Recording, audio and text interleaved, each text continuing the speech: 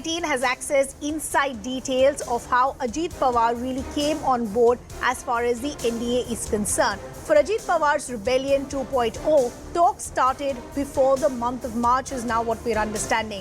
The NCP split on the 2nd of July was not an overnight decision, but an effort that started way back in the month of March. News18 has now spoken to multiple sources within the BJP, all of whom have pointed out that talks with Ajit Pawar was a long-drawn work in progress that precedes even before March this year.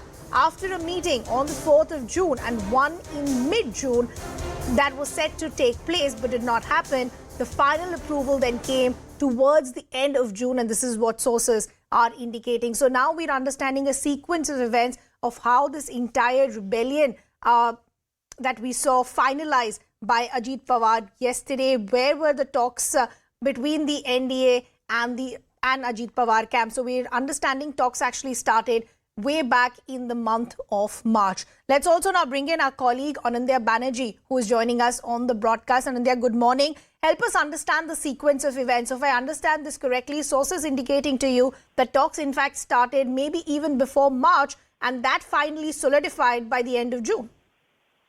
That's absolutely correct. I mean, it preceded month of March, and I mean, so much so that by April, there were buzz that he was covertly meeting, backdoor channel talks were happening, and the buzz was so much that on April 15, Amit Shah visited Mumbai, and on the very next day, there was very strong rumors that Ajit Pawar met Amit Shah, and the very next day, in a meeting in Nagpur, he had to clarify that he did not meet Amit Shah.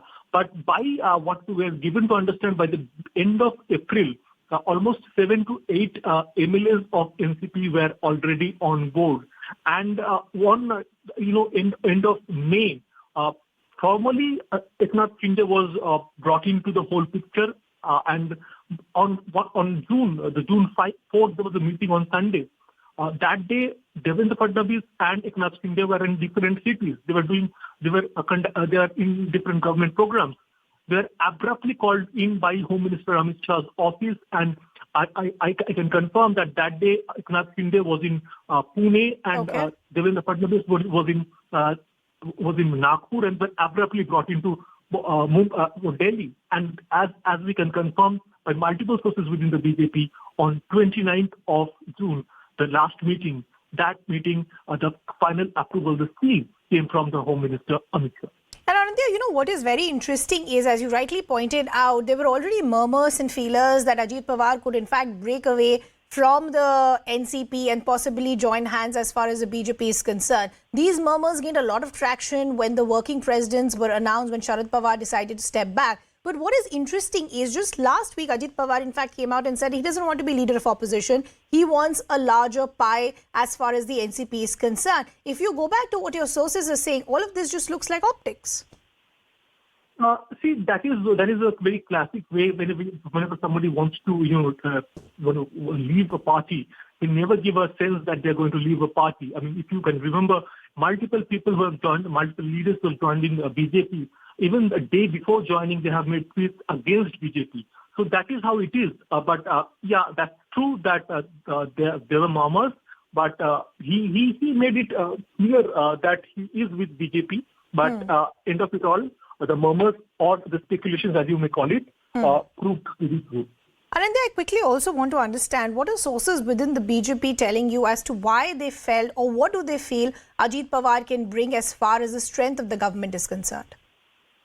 See, there is very plain and simple arithmetic. I mean, given the fact that if NCP, Uddhav Shiv Sena, UBT Shiv Sena, and Congress joined hands, and remember the next year there's an assembly election as well in Maharashtra, they would have been a formidable force to deal with. And in perception-wise, that will also be in the national polity. The united concept of the united opposition would have been strengthened. Now, not only there's no opposition in the state of Maharashtra, that will help with the BJP next year, but also so much so that the unity, the very concept of opposition unity is so much in tatters that the proposed meeting in Bengaluru has been postponed till the end of monsoon session. So clearly it's advantage BJP ahead of 2024 Lok Sabha election. Okay, Anandya, we'll have to leave that conversation there. Thanks a lot for getting us all those details.